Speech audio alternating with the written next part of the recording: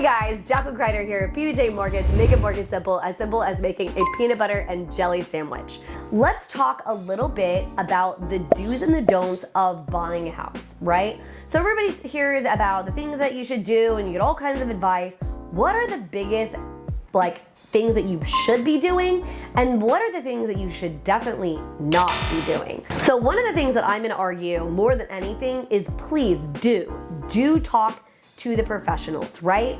Talk to a mortgage professional, ask us questions, use us as a resource.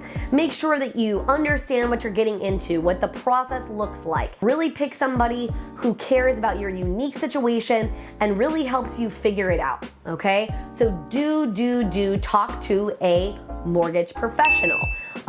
Definitely also talk to real estate professional. Real estate professional is going to give you an idea of what the market is looking like, different kinds of houses, you know, they can answer any of your property questions, stuff like that. So definitely do talk to a real estate professional.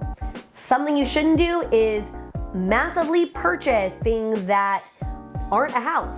So what do I mean by that? Well, I have no idea why, but people love to buy big things when they're looking to buy a house. I guess it's a mental shift where you're talking about, oh, hey man, I'm gonna make this major purchase of buying a home, and that means that I can go ahead and buy a car. That means that I can go ahead and buy that boat I've been eyeballing, etc., etc.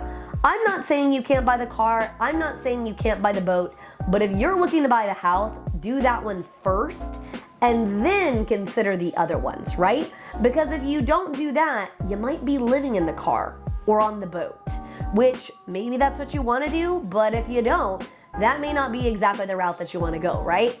So don't make any major purchases before you have the conversation with the professional about what you can qualify with on the mortgage side, right?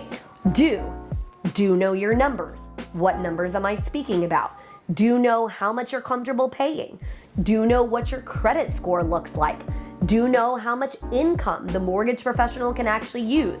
And by the way, you're not gonna know that if you didn't have a conversation with that mortgage professional. So have the conversation so you can start knowing what these numbers are.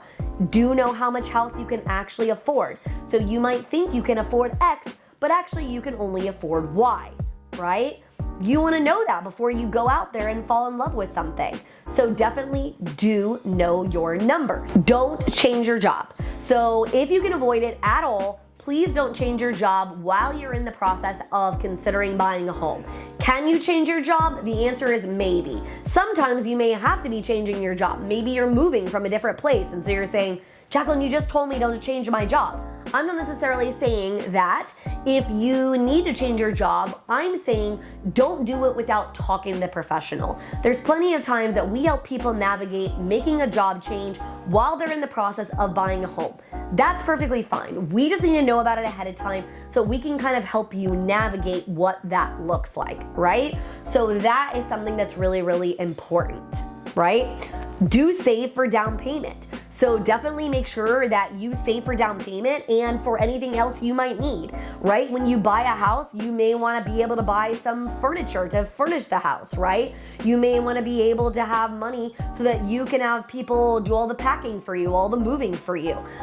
So the more money you can stock away, do stock away money. That's definitely something you want to do.